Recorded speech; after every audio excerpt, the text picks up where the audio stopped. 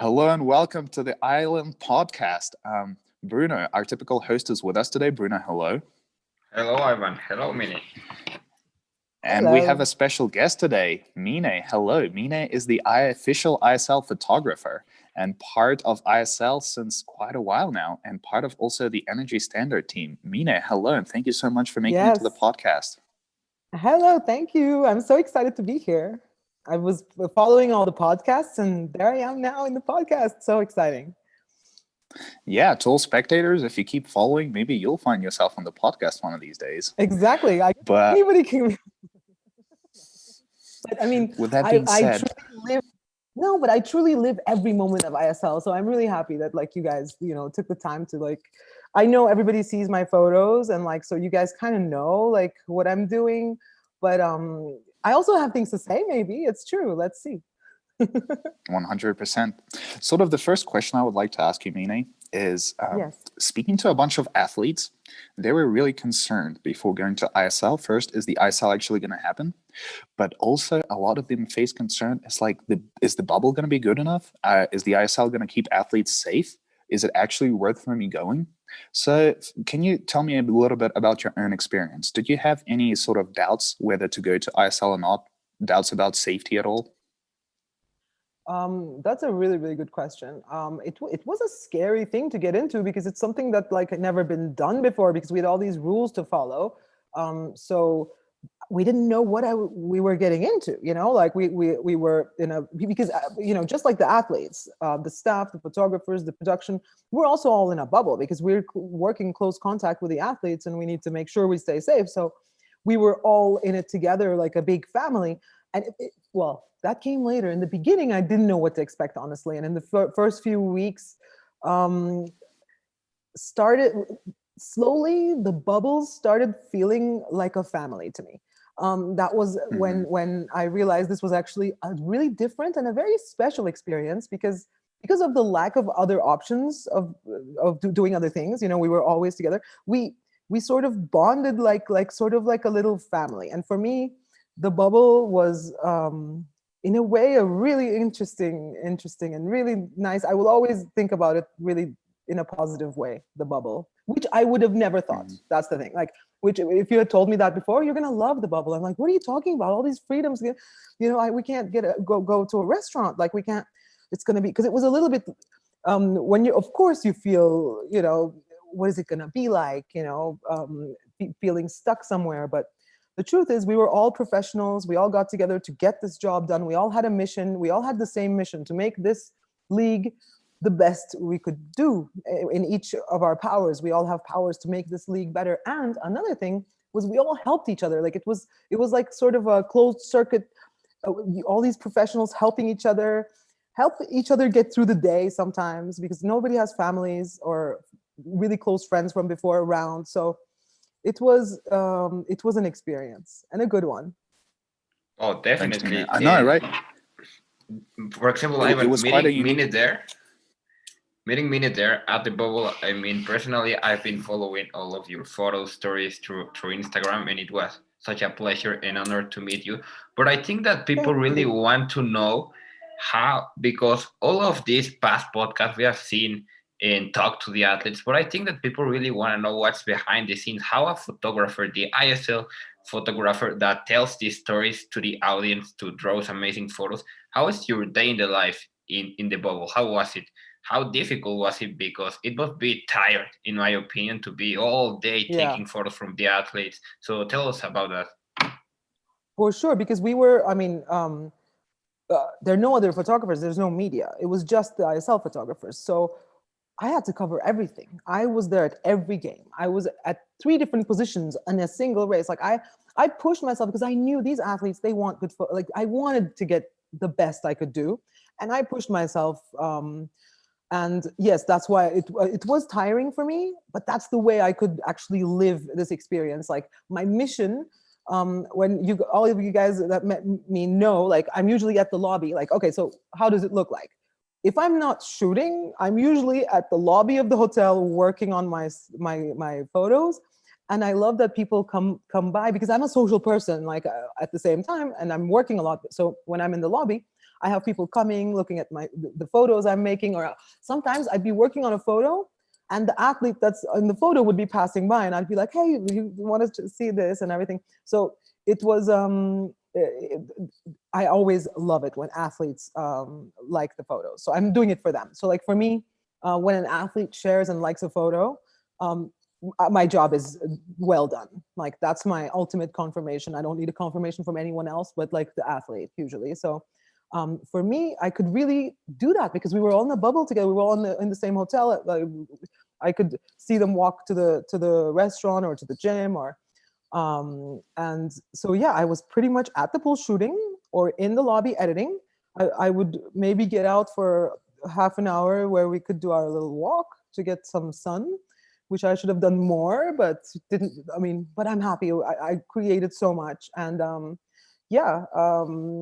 that's pretty much what it was. Because every team had about, I don't know how many games each team had, but I was there at every game. So like I was, even when athletes had time off, I still did the games, and even if there were no competitions, I still went to the trainings to shoot the trainings, and because for me, I knew the world was also going to shut down right after. I was like, I want to create as much as I can while I have all these swimmers, while I have all this amazing things around me. And it really, really was amazing for me. Great experience. Yeah.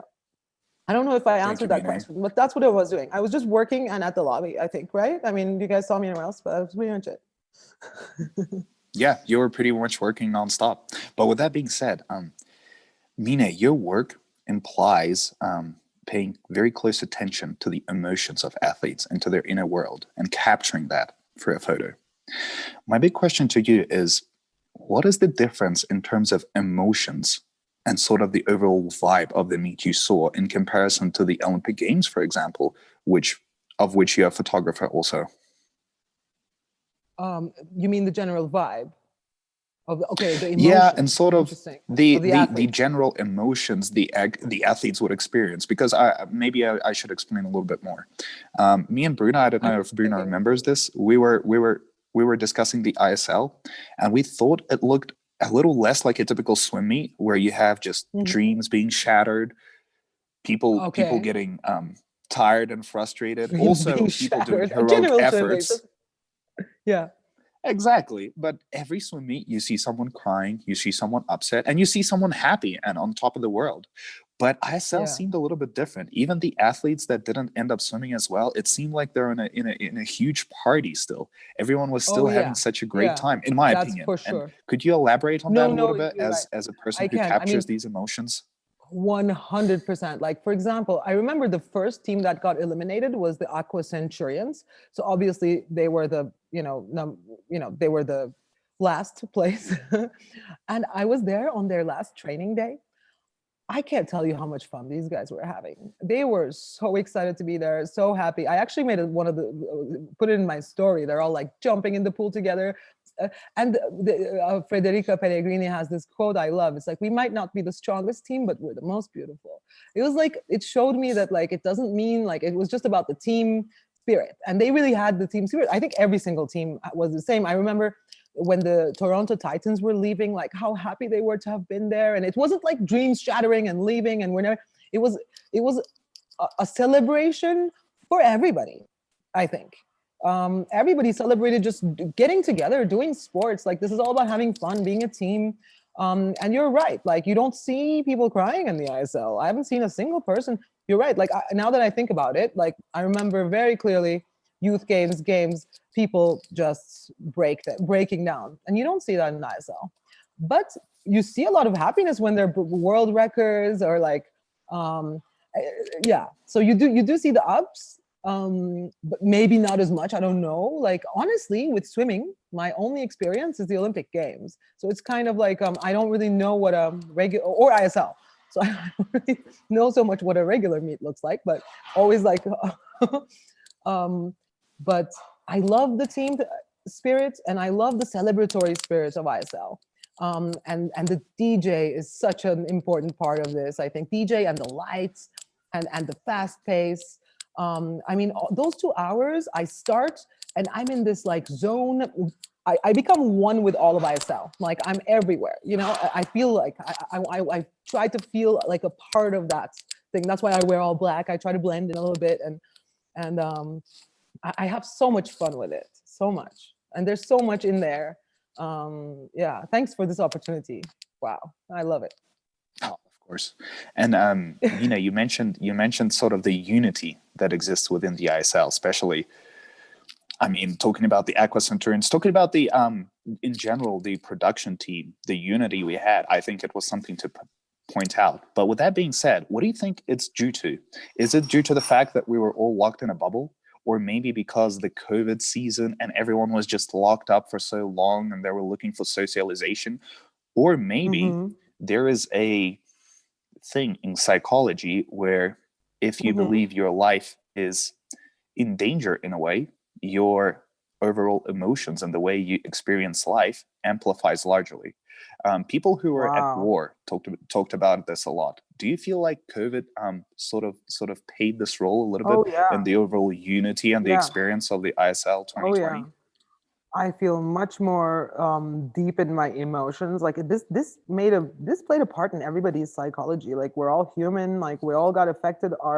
Every single one of us got affected to some degree. And that's a very interesting point. I think it does amplify because you're living so much in the moment now. Like I don't make so many plans anymore. I'm like, I want to make the most out of this moment that I have right now, because nothing is for sure. Like that's sort of what COVID did, in a really nutshell, like what it did to me. And that mindset already puts you in a place where you can maybe create more, maybe see more, maybe make a new connection with somebody you're sitting next to, like, because you're right there at that point. And I agree. And I think ISL, it was such a good idea to start. We had the season 2019, but like to do this 2020 season, and the fact that it was a bubble, I feel like the effects of this bubble and this creativity in the bubble will amplify through the other ISLs, because we've created such a bond, like a family. And the production and everything. I mean, of course, we'll have fights, we'll have the things, and some things we'll have to mend and change. But there's this core spirit that was born in the 2020 ISL. I feel it. I don't know. and you made a great point there, talking about the difference between the 2020 and 2019 season. So the first one and the second one. So you mean it that are in charge of capturing these amazing moments and feelings from the athletes. What difference did you feel when taking the photos from athletes from the first season to this second season? What did you see in their emotions, in their reactions? Honestly, for me, it was two completely different experiences shooting the athletes in a way, because ISL 2020, I knew so many more of them. And that made my job so much easier, because I'm not this photographer that like goes and annoys people and says like, okay, look this, do that. Or like, I'm actually a little bit shy. Maybe you wouldn't believe it, but like, I don't want to go in, like, I don't want to ruin their training. Like, I don't want to be like, okay, why is this girl here? I don't want them to think like, why is this girl here taking our photo? So I'm always like, when I don't know a team, it's not so easy for me, because I don't want to force smile. That's the thing. It also, at the end of the day, reflects on the photo. If they're comfortable with me and if they can be themselves while training, or if they want to do something fun with me, I'm totally open. I love that. I love it when athletes come and they're like, let's do this. You want to, like, I'm going to do this. Can you get, or we create together with athletes. And that happens naturally after a point where they feel comfortable around me. And with this bubble, because the previous ISL, we were there for like 3-4 days. They had 2 days of training, 2 days of competition. We were out. So this one, since we were there for weeks training, like I was, and then they see, oh, that's the photographer girl, or like they see my photo on the social media of ISL. And so I feel like I created this bond with them and this trust that they gave me. Like every time somebody won, they would look at me and make a face, for example. Like they started doing these things, the athletes. Before I was one of the many photographers that they didn't know. Now they feel like they can do these silly faces to me, because they know even if it looks bad, I'm not going to put it. And if it's fun and cool, I'm gonna, even it was really funny. The video guy, there was this video guy doing like the highlights next to me always, and he's like, I'm always next to you because the athletes are reacting to you constantly. Like, so that was really nice to hear from the video guys, like a tip: stay next to Mina because you're gonna get the reaction. So for me personally, for my work, that was a big difference, and it's going to continue now that I know them now. Even if it's 3 days, I'll get those reactions. So it was a great little camp, to break through all of the teams for me, because energy, I'm very close to energy, but all the other teams I wasn't, and now I am, like, much. They feel I don't feel intimidated going into their training. Like, I have so much respect for athletes. I can't just barge in and be like, okay guys, time for photos. I don't know. Just my personality. Otherwise, the difference, I think, because we were all there, what happened with us, the production, the staff, like how we're like, okay, let's gonna make this ISL really. I think the same thing happened in the teams. They really got attached to their teams. I think it was the best thing for the team spirit of ISL, because I'm trying to put myself in an athlete's position, and I always saw them together, and I'm pretty sure that they were all really internalizing this team spirit, and they lived the bubble through their teams. I mean, I see so many of them posting on social media how much they miss the bubble. I mean, it's amazing. I know some of them were finished competing and they wanted to stay till the end because they wanted to see what's happening, and they wanted to be able to train freely. And because within the bubble, we had so many freedoms because we were all being tested every 3 days or something. So we still had gyms open. We still could go to the pool. We still could sit a little bit far apart and have coffee, but at least see somebody from a different country. These things were amazing. And I think for the athletes, it really made their team spirit solidify, if that's the right word. 100%. I think you're absolutely right. Seeing the team unity this season was something to pinpoint out. I mean, and chatting with all of the athletes, some of the things me and Bruna ask is especially to some of these absolute star athletes that are some of the teams that aren't as successful, like Aqua Centurions or the DC Tridents, asking them, would you guys potentially move to a more successful team that would allow you to make it to the final because you have the athletic ability to do so? And all of them say, no way. We would like to be part of the team we were initially. I know. It's crazy. I've talked to a few of them. I always talk to them too while I was talking to one LA Current girl. Don't want to say her name, who knows, if she wants me to. So, but yeah, she's like, no, I would never change my, and LA, I mean, they're all great teams, and you can see the team spirit. It's like, they picked me first, so I'm with them, that's really cool. That's really team, you can see the team spirits emerging finally, because it's a new league, so it's going to take a little bit time, and the bubble kind of was a fast track. Mine, another question to you. You kind of mentioned being emotionally invested with Energy Standard. Yes. As ISL officials, we are kind of forced to be neutral to all of the teams, more or less. How hard was it for you to stay neutral to the rest of the teams, since you're a part of Energy Standard for a couple of years now, and you know all of these athletes so well, you're so emotionally invested in them?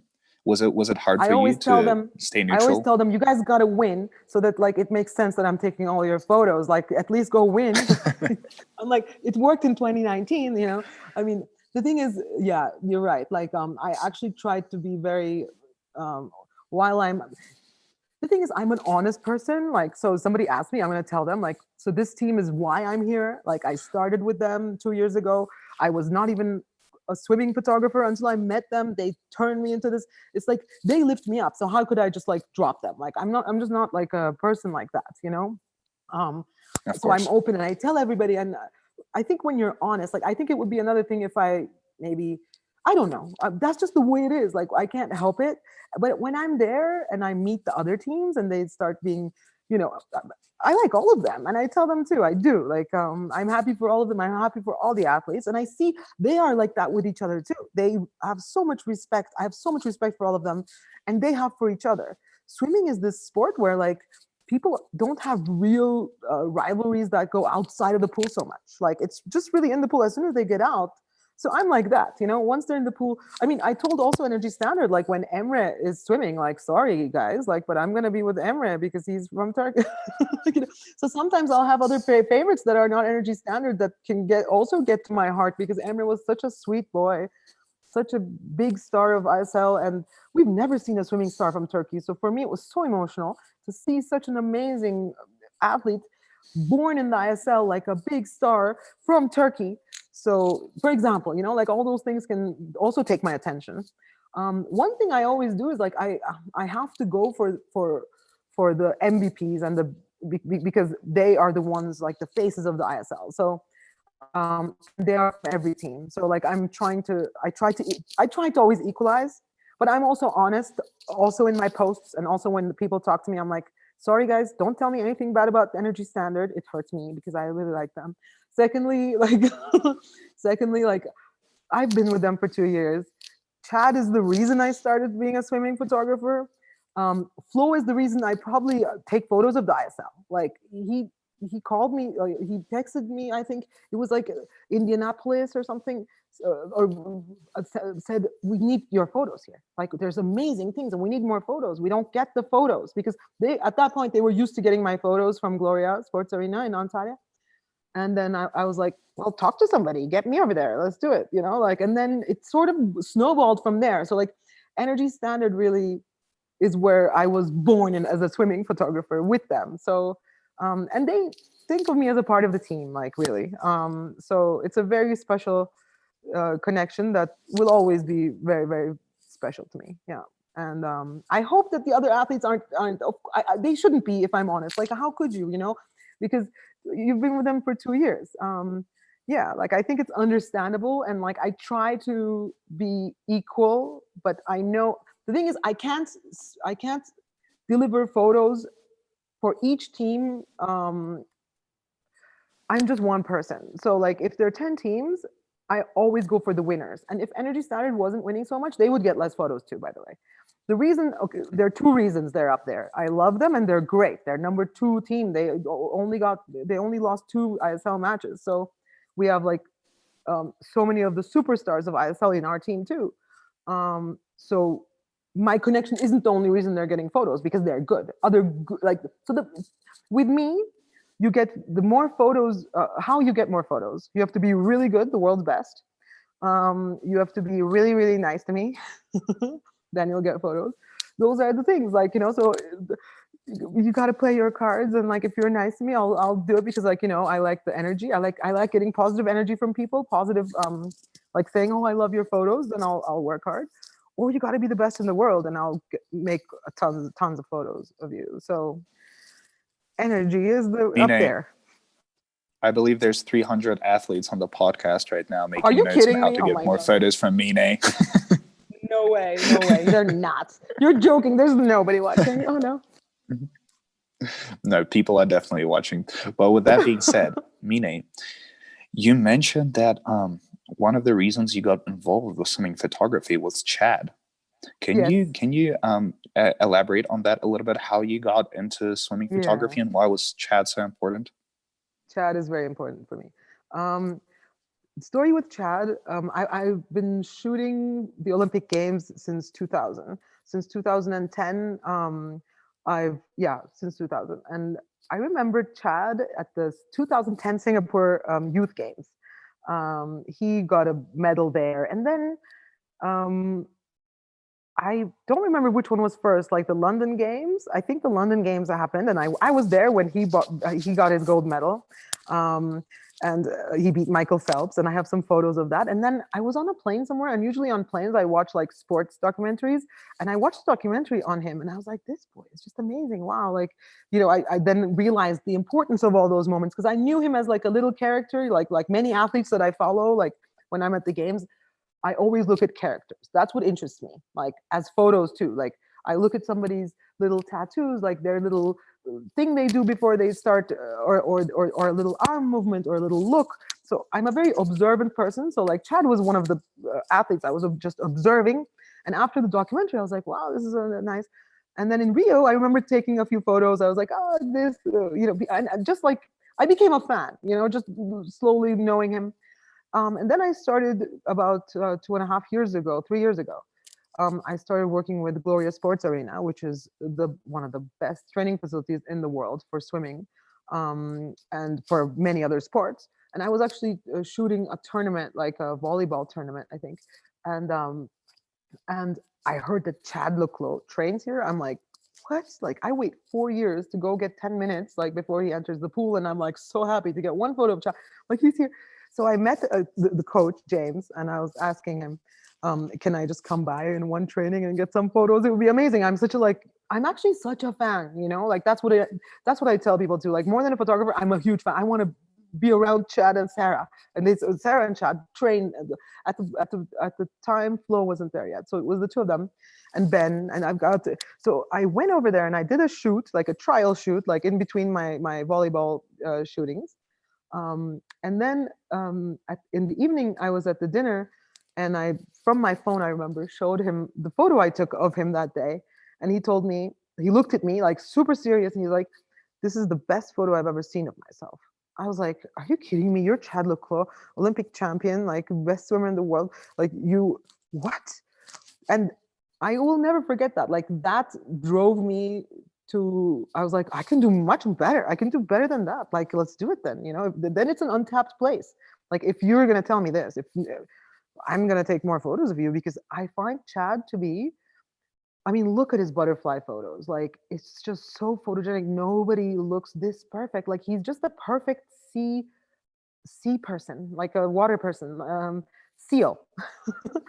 And he has this different way in the water, and how he is always smiling. And as soon as he comes in, he does these things. We have an amazing photographer athlete relationship. It's really, he really inspires me so much. Like, it's another, he's so into what he does. He loves it he loves to have cameras, and I love to shoot. So it's like, we're just like this, we're a great team. We make amazing creative stuff that comes out. And he was really like, that word made me into a swimming photographer. And I'm still going with that, that's one of the things that make me happy. Like, that thing. Yeah. I don't know if that answered Thank it, you. but like, And yeah, it's Chad is my muse. Sorry. No, Yeah. your story about being an Olympic photographer since 2000. I mean, meeting Chad. That's just unbelievable. But I wanted to ask you about your past years. You mentioned being and assisting to all these amazing Olympic games. What character there did you think like amazed you the most? Talking about swimming, like, I mean, Michael Phelps. In 2000, there was even Ian Thorpe and those great Australian swimmers. So Oh, do I you have wasn't in an amazing? Sydney. I No. wish I was in Sydney. I wish I was in Sydney. I wasn't. My first Olympics was 2002, Salt Lake, and I've been to everyone since then. And Sydney, I hear, was like the one of the best. And I wish I was. But in Sydney, I watched the whole thing on television. Like, I didn't miss. I love watching I used to love watching the games before I started going to the games, when I was little. But so you want to hear about a memory, specifically swimming? Yeah, or any character that you remember. Oh, I really like how I shoot him, or a photo I took from him or she. So many. I'm just thinking. One interesting thing now is, like, I'll tell you about the swimming. So in Rio Games, all the swimming was like in the evening, and I would usually have like 2 or 3 shoots during the day. So I would, do all my things, and the swimming pool was close to my hotel. So I would come to the swimming pool, and sit by the photo. There was this like big photo platform at the end, and I would sit there and I'd do my edits as I'm watching the swimming, like a kind of a fan, and I would have my camera ready just in case there's something like so. Swimming, like, normally my program is I go to a different event every day, but I was so much at swimming by chance because I didn't want to be alone in my room. Just the same reason as I actually edit in the lobby. Like, I just like people around. Even in ISL, I never go into the office. Like, if you see, I'm next to the DJ behind that like fire thing. Like, I'm on the floor. I want to feel I love feeling the energy of the pool. And if somebody's training, I don't want to miss anything. Always have a camera ready. So I was doing this in Rio, and but I didn't know any of the swimmers except, like, I just knew I knew of Michael Phelps. I knew of Chad Le Clos because of the documentary, and like I and he's the only one that like I think smiled at me like that day, and I was like, oh my god, like because they don't normally do that. Anyway, um, so then now I look back and I have so many photos of all these swimmers that now I know and are my friends. Like I have a photo of Sarah winning her Olympic medal, and it's a really good photo. Like I have Flo, not in the finals. I guess I wasn't there for the 50 finals, but I was there in the semifinals. I have one photo of James and Ben together. Like I didn't even know them. Like I was like looking back in my files. Now I have like a folder of energy standard in the games, but kind of because I was just sitting there and like because I guess I shoot everything. Like, so that was a good moment, but not when I was shooting. But I have like tons of memories. I mean, honestly, when you go to the games time, because I'm really excited to go to a summer games now that I know all these swimmers. It will look much different. That's what I'm excited about for Tokyo. I was excited. I'm still excited because I remember going into that training area in the back in Rio, and I was so intimidated. I didn't know which way to go. It looked so serious and so sacred, and I didn't know who to get close to because taking photos is like you're watching something and you're recording something, so it can be intimidating. And it's the Olympics. It's the Olympics final. I remember going over towards the U.S. team because I know Michael Phelps and I want to take a role with Michael Phelps. And then the security guy came, is like, "What are you doing?" Like, and I'm like, "I'm here, taking photos." Like, so it was like, and okay, you have 5 minutes, like, because it was like U.S. teams, I don't know what it was, U.S. team security or something. So it was like, but now, like, it will be so different. I think. I hope. I don't know. Like, I think people will give me some smiles or like or they'll be excited to see me, or at least they will completely ignore me, which is also okay. Just be okay with me being around, and but my actual sport is ski and snowboard. So for me, when you ask me like about my favorite memory of Olympics, it's always going to go to the Winter Games, and it's going to go like, seeing Shaun White like on the open, for example, in Pyeongchang Games 2018. It was so cold. It was like negative 35 degrees. I don't even remember. Oh, damn. It was so cold. And we were on the pipe on the same day as the opening. There was a half pipe training. And I remember like walking, it was me and one other photographer because it's so cold and it's optional. So people are, not crazy. I remember walking up and then Shaun White, he drops in, he comes right in front of me and plops in front of me, maybe like 15 meters up the pipe. And I'm on the same lip. Like, so he's just up there. And I'm just like, oh my God. And he starts doing this thing with his hands. He's like internalizing, like he's visualizing his whole thing. And I was like sitting there, oh my God, an empty pipe, him right there with his black, full black. Like you just know him because like, if you don't know him, you don't know it's him, and then he started sliding down towards me. And I was like, hey, Shaun, I'm rooting for you. And then he gave me a little fist bump and then popped back out. And I was just like, that's so cool. This is going to be a good game. So I was like, because I was really rooting for him because I like comeback stories. At the moment, he hadn't gotten the gold, obviously, in Pyeongchang because, he had the gold once or twice. And then he got fourth place, which, is hard for every Olympic champion, I'm sure. And then he came back and reclaimed. Like, I like those stories because it shows it's not about age. It's just really so mental and how much he worked. Yeah, like I have a lot of respect for him. So, for example, those kind of moments you are magical and they stay with you.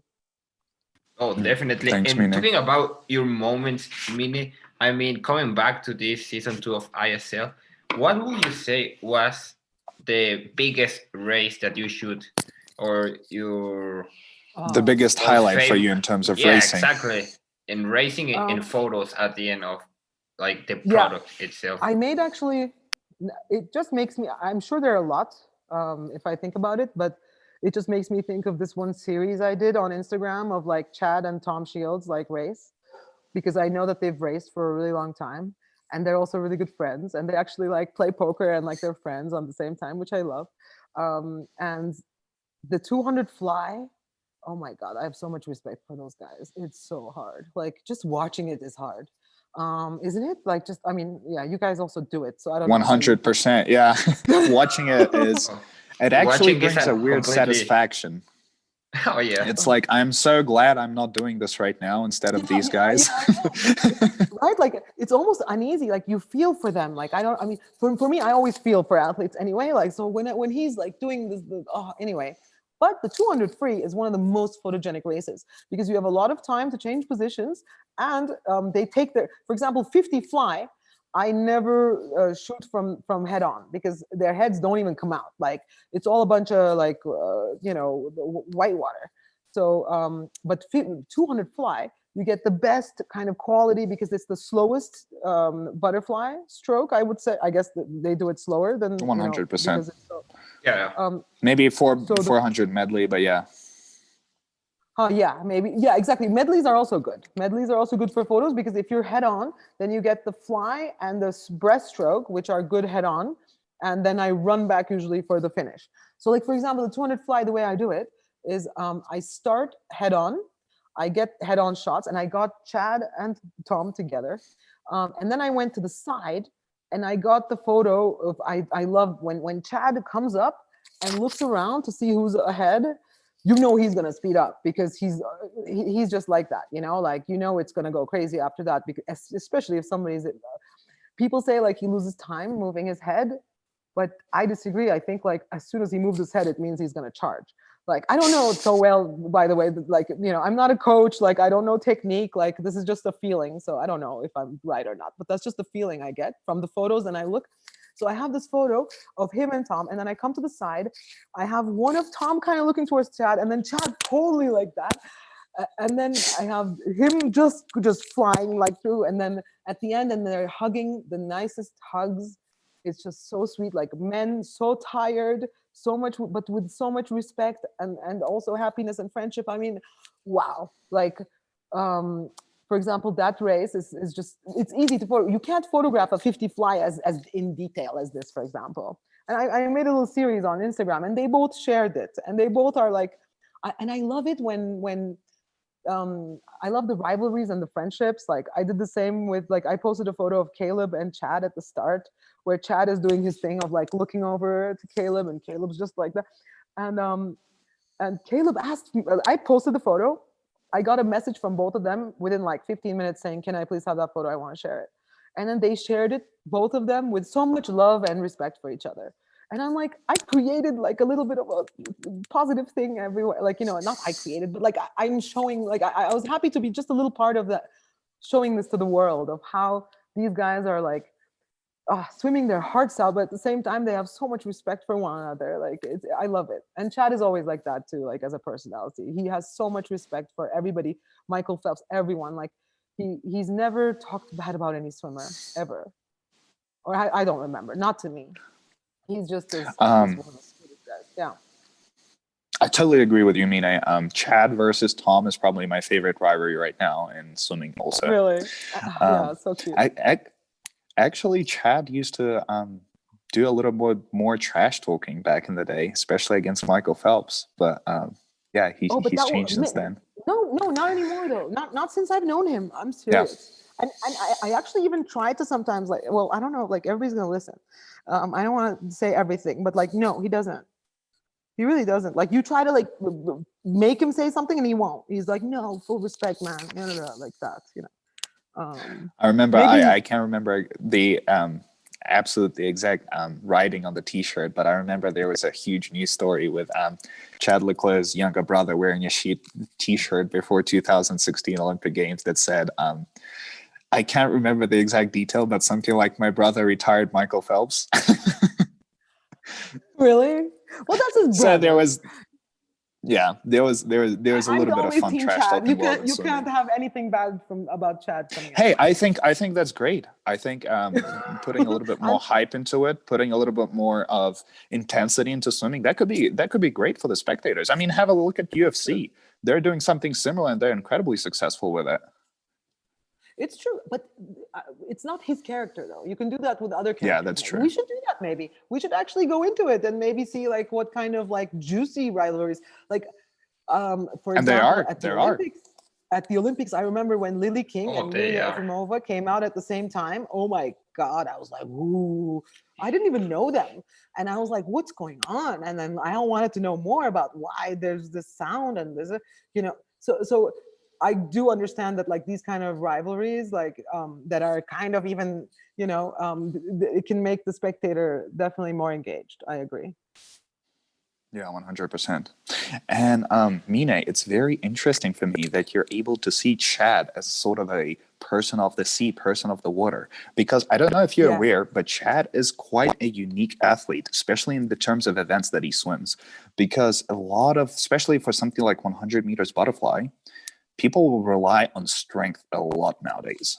Yeah. Strength and conditioning sort of has been the revolution of swimming lately.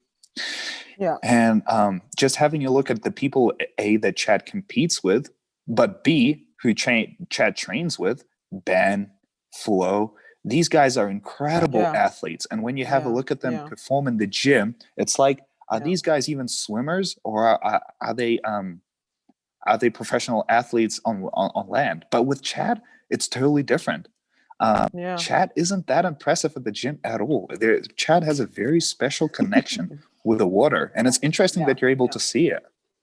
Oh yeah. Oh, because my job is to like look at them and feel their feelings. And like I know like Chad is almost more happy in the water, like in the water. Like and the thing is you see everybody else and usually they train intern like they're like they'll be inside themselves. Like they'll be like just doing their thing. Like Chad will be like jumping around like he's always aware of everything. That's the thing. Like he doesn't really in the water, like he has a different sense. Like even if he's 4 lanes over there, like every time he comes he'll like do a little smile, like of course then I will have to go over and start taking more of his photos. But he his training buddies also, like you should ask his training buddies how he is while he trains. But I hear that he talks to people, he sings, he's screaming, he's touching, he's like under the water, he has a whole nother like thing going on. Like he's living like he I don't want to make it seem like, but it's much more, he has much more of I don't know what it is, I can't explain it. I call it water love. Is there a better word for it? I don't know what it is. And as soon as he comes in, you see him smile. You don't see, I've never seen anybody smile so much in water, except maybe my girls, but they're like, 8 years old and 9 years. He has this childish, very sweet love of being in the water. And maybe, yeah, like it must help him, it must help him. And he says that too. He says, I'm a seal. I mean, for example, every time like he races like a fly or something, and I'm on the other side, 100 fly, I also shoot him on the from head on position. And then I'll come back. I'll run back as he's flying. I'll run next to him to get his finish, and as he's coming out. And then when he comes out, he'll be like, I saw you there, but I couldn't smile. I'm so sorry. I'm like, Chad, you were racing. Stop saying that. And he's said this to me maybe 10 times. Every time he sees me, he comes back. He's like, I saw you. I'm like, of course you did. Now this is the way. Like, after he races, he'll come out. He'll be like, I saw you. I'm like, of course you did. I couldn't smile. I'm so sorry. I'm like, please don't be sorry because you didn't smile while you were racing. Like, he's like, yeah, I wanted to, make sure that I was, because yeah, like imagine that like, takes it to a totally another level. I know, like you're racing. I'm like, don't think about me. And then we have these things where I'm like, Chad, am I like distracting you? Like you don't want me to be like, because you see everything. Like maybe, no, I want you to be there. You gotta be there. And we even make plans where like, he's like, if I make it to the skins, I'm gonna give you a fist bump, like at the middle of the cool down. I'm like, yeah, I'm gonna be there for you. So like I go there, like, am I allowed? I don't know, but like I do, So I'm like, I know that he's gonna come and I know I'm gonna get a photo. And I'm the only one he can like really that can give him that fist bump, and I'm a big fan, So of course I'm gonna be like, oh, come on. Or like when Flo came in the, I told him, you're just so amazing, Flo. Like I just talked to him like just while I was shooting, and then I was like, and then someone from the Energy Standard was like, why are you talking to you're talking to Flo during the warm down? I was like, yeah, because he's right there. Like, well, I shouldn't, Then I went and asked Flo. I was like, Flo, just so you know, please be honest. Like, is it distracting if I say stuff? He's like, no, like it's great. Like, so I'm like, okay, so I'm gonna do it. I'm gonna tell you you're amazing. Like, And I wouldn't do this just to Energy Standard. I'd do this to any athlete I like. It's just because I know these guys and I know how much they work. I feel like they're older sister. I have like two young siblings, and like I'm just an older sibling. To all of these guys too. Mine, yeah, 100%. It seems like you are an older sibling and you are a friend to these athletes, and especially the Energy Standard athletes. I want to be. Yeah. And with that, I have a question to you. Yeah. I don't want you to get too much in detail regarding the personal things athletes share with you as friends, but I would never sort anyway. of analyzing your experience with Energy Standard. Energy Standard is a team that is built up of superstars, swimming superstars. It's really a dream team of basketball put into swimming. Really is. Now they have rivalries, but especially in 2019, they seem unstoppable. And a lot of this is very big swim stars from various parts of the world. With that, theoretically, comes a certain level of maybe tension in the team because so many leaders in one place, it could be problematic. Yet at the same time, speaking with Energy Standard athletes and sort of observing from the sidelines, there seemed to be none of this present. There seems to be no ego, no tension in the water. Why do you think this is so? Because I've been asking this to coaches, to swimmers, and no one seems to have an answer. I think you answered the question in the question. I think, first of all, the international vibe is very important. Like, it's when you're such an international crowd, automatically you're inclusive and open because everybody's from a different culture. It's not like one national team where like, they're just cliquey and like all the other ones are different and we're all this. Like they're all energy, but they're all like, I don't know, we have like 13 or 14 different countries. So everybody has to be open and accepting of each other in a way. Like that's kind of, I think that's the DNA of Energy Standard. And this comes, I think, from top down. Like James is an amazing coach. He is like really strict when he needs to be, and he is really professional, but at the same time, he always brings the fun. He used to be an athlete, so he really understands the athletes. His communication with them. He's also amazing, James. He'll be watching, I don't know, like 15, 20 people train, and he'll be realizing so many different things about like, even things like, this person in the morning, like wasn't feeling so good. You know what I mean? Like I can see like how he looks at them and like how he cares about them. And it just, this kind of like, I think athletes of Energy Standard, especially the ones who's training in Gloria, they are like a family, and they're all like, they have this support system. And also the coaches are all international, Canadian, Italian, our strength coach, Marco, our other coach, Tom Delano from Brazil. We have the Italians, Enzo, and it's this, yeah, I think when you're so high professional and you're international, you have this. And like, I don't know what it is. Is it the swimming athletes are different than other ones or what, but they don't go into this like superstar vibe. Like they're so humble usually. Like Sarah Schulstrom, like she's a superstar, amazing, but like she's at the same time just like, the same level superstar in another sport you would think would be maybe like, I don't know what I think, like, but they're just really humble. That's all I'm saying. Like she could not be, she's the best in the world. She could walk around like a big star, like princess. Nobody would probably say anything if she did. You'd be like, okay, she's the fastest woman in the water for the last, I don't know how many hundreds of years.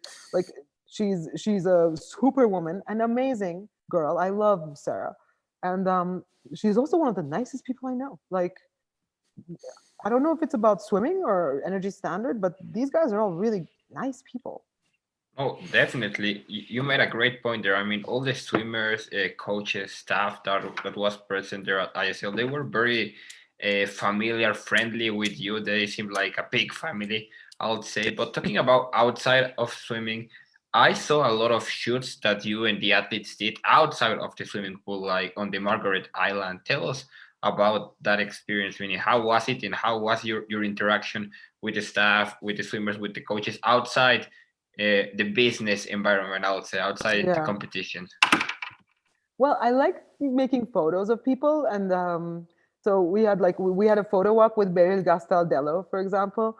She wanted some photos because she said all her photos were swimsuit and in the swimming, and she didn't have any like regular clothes, good photos. So I'm like, okay, let's take a walk, like so we took a walk in the sunset in the nice like fall because we were on that island with like lots of trees and everything. So we did a little photo session, and I think it was beautiful, actually, the photos that came out of it. And yeah, I've done a few shoots where like usually I like it when the athletes are like telling me, okay, let's do this, and then I'm like, okay, let's do it, and then some project comes up like that. And yeah, it was. I do it with the coaches too. Like sometimes I'll shoot the coach, our strength coach, for example. I'll shoot him doing fitness, and he'll do a little private training in return. Like so, we actually, I feel like I don't know, like photography isn't just a job for me. It's like something like I like to give as a gift, like and that's how I look at it. Like it's not like I'm not counting my shoots, like, and then it's not like it's so much, it's a mission, I'm so happy I get paid for it, but like for me it's not like yeah, like when I have a connection with someone and I love someone, I want to share photos. Yeah. Of course. No, it makes sense. Yeah. With that being said, it is the holiday season, and we don't want this to Yeah. drag out for too long. So we'll be heading to conclusion. But before we conclude this, Okay. there's something very important we need to ask you, Mine. Okay. As I'm an scared. artistic person yourself, please, can you name us your favorite team logo, team uniform, and team walkout? Okay. My favorite. I mean, can all of them be Tokyo Frog Kings? Yes, that's totally valid. I'm just thinking, like, really, like, okay. Say again. I mean, that frog is so cute, and the hop is so cute, and that green is really killing me. It's so cool. I mean, I love Energy Standard, also, but we don't have a walkout. I keep on telling them. Yeah, like, when are you guys like, going to come out with a it. walkout? Do it. I don't know. I have no idea. Like I had a proposition, Energy. Yeah, exactly. Like the energy, like that guy, the ISL guy. But and I love the hop, very cute. As uniforms, I like the LA Current purple one also. I think it's cute. I mean, I was watching the ISL with my kids, and when they came, they loved the fact that like some team had animals, and they're like, "Oh, those are the ones with the birds," and I'm like, "Energy, what do we have, mommy? Nothing. What sign do we have? What animal?" I'm like, "Nothing." It's like, okay. So I can now. I was like, if we had an animal and a sign, we could get so many more actually fans, because like little kids love that stuff. And it would be easier to associate with it. Yeah, exactly. So I'm just thinking like my favorite are what else are there, like the walkouts? I think the New York Breakers one with the horn. Yeah, it's cool. Team Iron. The Toronto Titans with the Team Iron. They're all cool. They're all acceptable. But I mean, a frog hop. I don't know. It's cuter. Thanks, Mine. So Mine is a fan of Energy Standard and a fan of the outlook of Team Tokyo Frog Kings. This is what we got from the podcast. I wish Sharon was here, because that would have made much more sense than like I like everything, because I really Tokyo Frog Kings were also a really nice team to me. Like it was and Sharon, like, who was supposed to be, I don't know what happened, but I wanted to tell everybody what a nice girl she is, and how much she helps me in the bubble too, and what a good energy she has, and I hope she'll be back sometime to say hi. And we need to get Sharon onto the next podcast. I'm not sure what happened, but we'll get Sharon on the next podcast for sure. Yeah. With that being said, Mine, thank you so much for making it to the podcast. It was a pleasure talking to you. Thank you so much, guys. Thank you, Bruno. It was so nice. Thank you for all the good questions. To everyone watching, thank you for joining us. We wish you a happy upcoming new year. The ISL podcast will return after the new year. And we wish you all the best on the upcoming new year. Happy New Year. Yes, happy New Year, guys. Happy New See Year. you in 2021. 2020 is over. Wow. 2020 is over. Almost. Finally. Almost. Finally. Thank you, guys. Love ISL. Can't wait for Goodbye and thank ISL you. 2021.